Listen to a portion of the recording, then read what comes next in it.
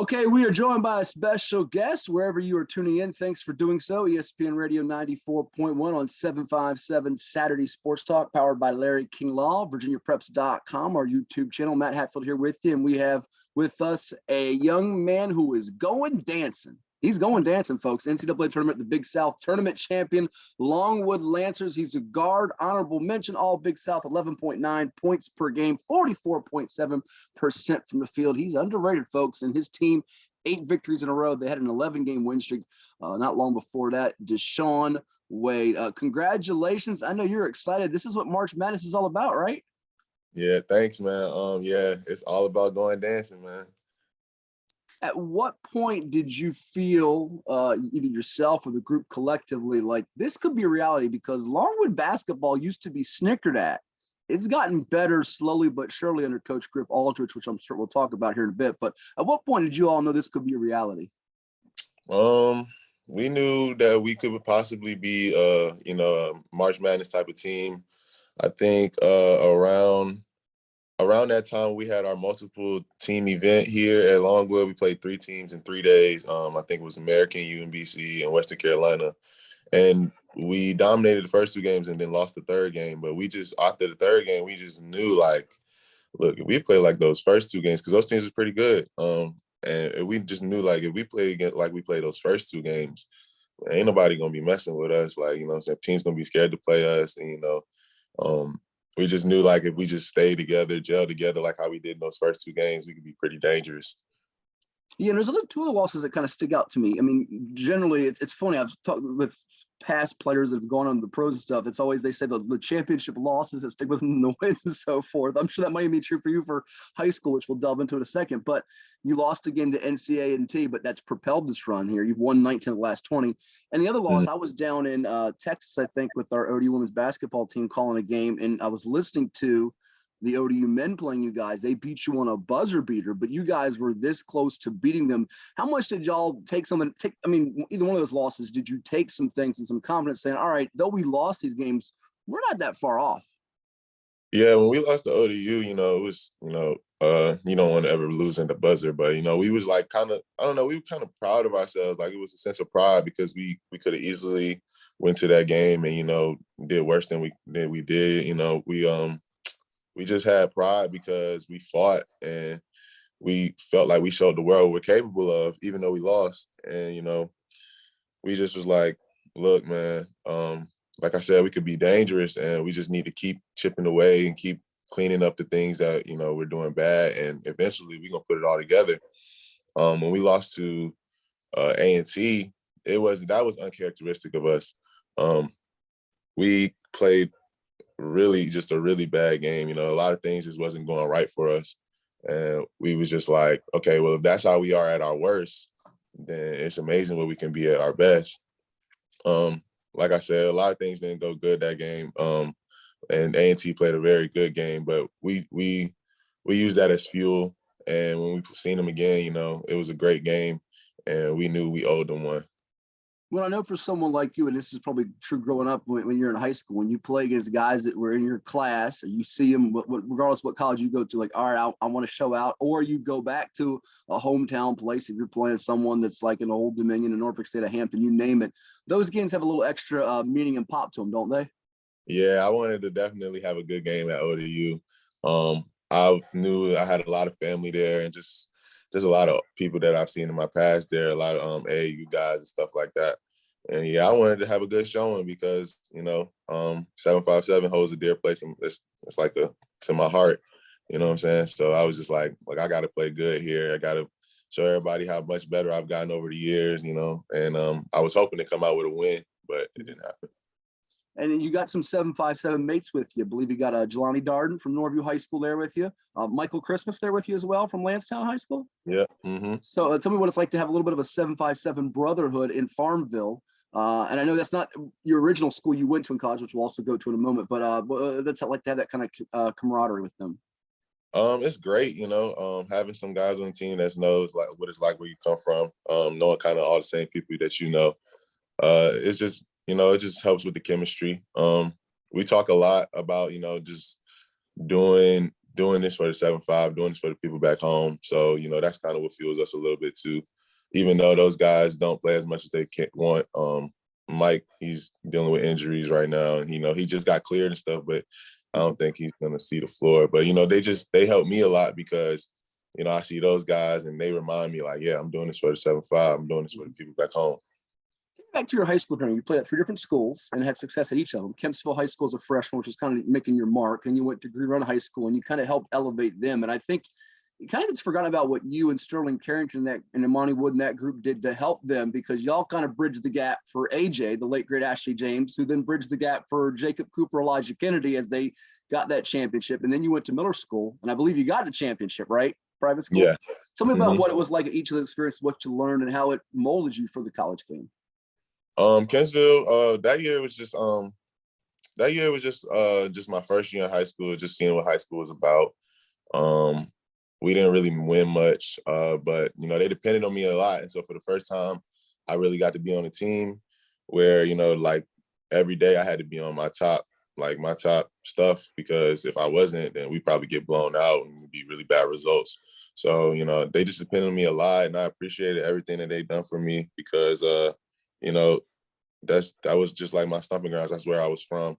And then when I moved over to Green Run, that was just more about, you know, look, you got a team around you now. Look, you just got to learn how to, you know, gel with your team. You know, you're not used to being with, you know, a team full of talented guys. So it was just about, you know, learning my role, learning when to step up in the big moments, and just learning how to just play with other people and, you know, gelling with another team. You know, those guys taught me a lot. Those guys taught me a lot just off of the court. Just things about, you know, just life. Coach Harris, Coach Cooper, you know, I really appreciate those guys because they helped me with more of my just mentality and my approach to basketball than anything. And Miller, you got the ring there, and that was kind of that's almost when you go to a school like that, it's kind of the preparatory for college, isn't it?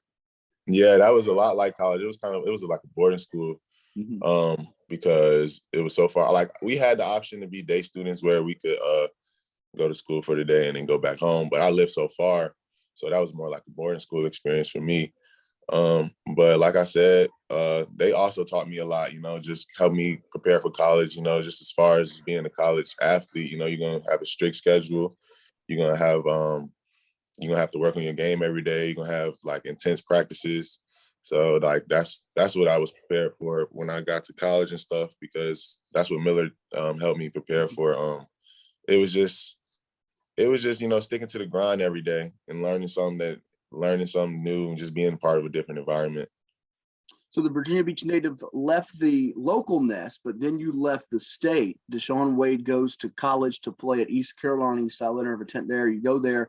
Things didn't kind of work out as a group. Take me through that, but it's probably now for the best because you're in a good situation at Longwood and you're going dancing. Yeah, I first committed to ECU. I had committed to Jeff Lebo, and he ended up leaving like right as the college season started. I think it was probably like 3 games in or something like that. Which is sometimes the business of college basketball, and you got caught in that situation. Yeah. So I was committed into a school and coach, and then he left. So that's like when my recruitment opened back up, and then that's when Coach Dooley started recruiting me again. And, you know, it was pretty good. You know, he promised me a few things and stuff, but, you know, when I got there, you know, so I was ready to go. But when I got there, you know, it was going good at first. Like the first 6 games, you know, I was getting a lot of minutes. You know, I even, you know, made a few buckets. I had a really, really good game against Georgia Tech. But, you know, like stuff just started turning around. And everything started not going my way. It was definitely a lot of hardship. And he at the end of the season, he's just like, you can just put your name in the transfer portal. So that's how that happened. What's different about DeShaun Wade, the basketball player now, than you look back then and even your high school days? Well, how have you changed? How's your game changed? I think I'm a lot more smarter. I think I have the ability now to feel for the momentum of the game, feel for the, you know, time and situation, and adjust. in high school, I don't want to say I was all about myself, but I was just all about, you know what I'm saying, I thought it was just all about points. I thought it was just all about making sure your team scored more points than the other team. But it's not really about that. I understand runs, you know, I understand schemes. I understand what the other team is, how they like to score. I understand, you know, styles of play, things like that. So I feel like if I had known all this stuff in high school, like I would probably be, I don't even know, I'd probably be ESPN top 100 guy or something, because like I use all that to my advantage. And I know people in high school don't really use that type of stuff. So if I had done that in high school, I would have been a lot better. You got the 2K cheat codes. What happened? That's what happened. You Yeah. got it. You should go back and apply it. Now, tell us about Griff Aldrich, what you've learned from him and what he's done with this team, because I think it's one of the top coaching jobs in the country, what he's done here. Yeah, man, Griff is great. You know, he coaches us hard. I tell everybody he coaches us hard. So like if you don't like that type of stuff, you don't like getting yelled at, this is not the place for you. But I mean, aside from that, like he's more about life and, you know, developing you off of the court, because he's a true believer in whatever you do, whether it's in school or on the court or in life, you're building habits. You're building a way of life. And if you're going to be lazy on the court, or, you know, you're not going to work as hard on the court, then that's what you're going to do in school. If you're not going to do that, if you're not going to work as hard in school, then that's what you're going to do in life. That's what you're going to do when you're a father. That's what you're going to do when you get a job. Mm-hmm. So when he started, you know, like punching that, hammering that in my head, I was just like, well, I don't want to be that guy that's lazy in the job, getting fired, switching jobs and all that type of stuff. I don't want to be that guy that's going to be a lazy father and stuff like that. So I was just like, look, if I ain't going to do this, if I'm not going to start building these habits for basketball, I want to start building these habits for life and be prepared for life. And so that's really why I do what I do now. So it really opened your eyes and perspective and horizons to things beyond just the realm ball. Yeah, for sure. It's pretty cool.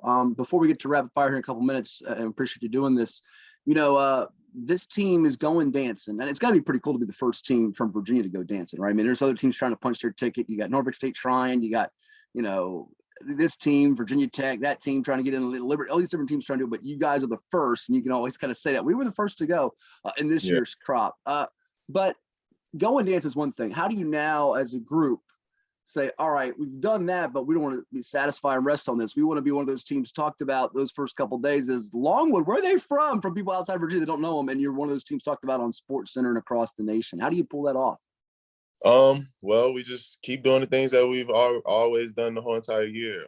Just making simple plays, being focused on executing the little details of the game, just sticking together, just being about team chemistry, being about the team, making sure that nobody's really trying to focus on themselves or nobody's really trying to show out or, you know what I'm saying, make it about them, like them individually.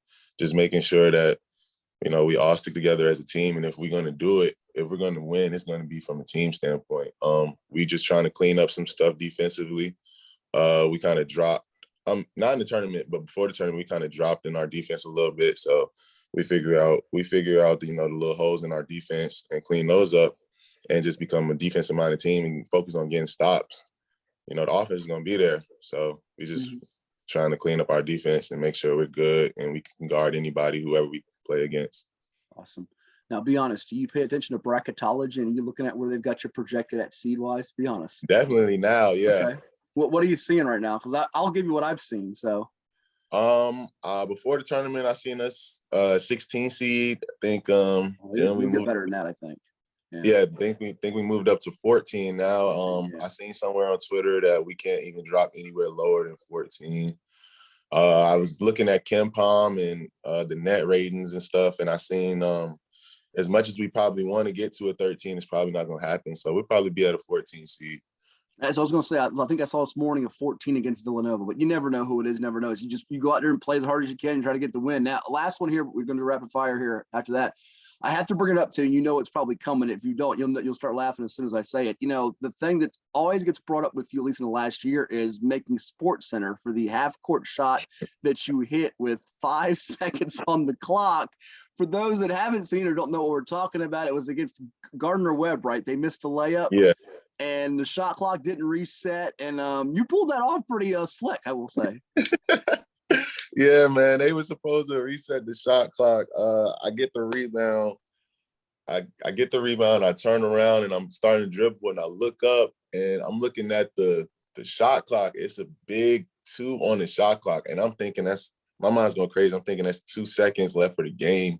The game clock is to the right. I should have just looked at the game clock. I look at the shot clock. It's 2 seconds left. I hoist one up, but I got good form and stuff, so I kind of believed it was going in when I let it go. And as I let it go, I'm like, what did I just do? Because I look at the game clock, but it goes in, and everybody's excited and stuff. So I look over to my coach, and he's like really mad and stuff. But I was like, look, it went in. Let's just move on to the next play. Stop. Yeah, let's get this stop. How are they mad? It's not like you pulled a Fresh Prince of Bel-Air where the guy missed it wide and you blew the game. That's what gets me. People like joke you. Yeah. You get joked about this all the time, right? And you made the shot. Yeah, everybody was like, man, he made Sports Center on an accident. And I'm like, hey, the shot went in. It's funny because if you look at the film, one of our assistant coaches, Ronnie Thomas, as soon as I let it go, he knew it was going in. Ronnie Thomas, hold on, who played at Patrick Henry Roanoke? I think so. I think he did. Yeah. I covered him in high school. That's how old I am, DeShaun. So I know him. You got to shout him out. Tell him I said hello when you do. He may or may not remember. He might not even care. But yeah, tell him you spoke with him. He'll get a kick out of that. So, wow. But it's also funny. I watched that video recently too. And I remember one or two of your teammates had their hands up, like, what? Like, they didn't come to mob you or dap you up. It's like, nobody did. You took the lead. It's not like, they were all kind of confused what happened too, I'm sure. But they showed me love after. Yeah, you were just preparing for your one shining moment this year in a buzzer beater. So that's what you're doing. All right. Well, this has been awesome. You ready to do some rapid fire with us to close it up? Yeah. Here we go with DeShaun Wade, Virginia Beach native, played at Kempsville Green Run Miller School, and now with the Longwood Lancers, the Big South Tournament champs, punching their ticket to the NCAA Tournament 2022. You're checking us out here on ESPN Radio 94.1757 Saturday Sports Talk, VirginiaPreps.com, and the YouTube channel. We thank you. All right, DeShaun, what's your favorite movie? My favorite movie? It has to be Space Jam. Oh, the Jordan original, right? Not the LeBron. Yeah, Jordan original. Yeah, Jordan original. All the kids like the new one, but they didn't see that. They didn't see the You're now an old head now. I guess when it comes to movies. What's your favorite TV show? Right now, Power. Power. Okay. Late night snack. What's your late night snack go to? I don't really do too much late night snacking. I guess I'd say Pop-Tarts. Okay. Not bad. You got a flavor? The brown sugar cinnamon. Okay. Hardest player you've had to defend in high school or college? Anthony Simmons. I think Anthony Simons. Yeah. Okay. Yeah. Pro dude. There you go. Not hard. If you could build a mansion, that would be nice. If you could build a mansion, where would you do so? What city? Texas or Florida. Yeah, Florida. That's a state. You got a city in the state, Florida? I'm tripping. City. I'm trying to save you from getting joked, but go ahead. I would say either Dallas, Texas, or Miami, Florida. I've just been to both of those states recently. I would go Boca. I like Boca better than Miami personally. Miami's a little too busy for me, but that's not a bad place. Last two, I'm going to condense it for you. What is the song DeShaun Wade is ashamed to admit he sings along to? Now you're going to get joked. Yeah. What is that? What is that? We be playing this song in the locker room sometimes. Not too often, but it goes like it's about the wedding. What a beautiful wedding, closing the goddamn door now. Yeah. This is a tricky one here for you. I like asking this to players of all sports and all sorts. What's your hardest subject in school? English. I hate writing, man. Yeah. Okay. Well, he's going to try to get himself an NCAA tournament win. We'll see what the Longwood Lancers do coming up. Hey, congratulations. It's always been a joy watching high school and still is in college. All the best to you. Say hello to your family for me, and we'll keep in touch. Sure. Thank you so much. Thanks for having me. You bet. Thank you, man.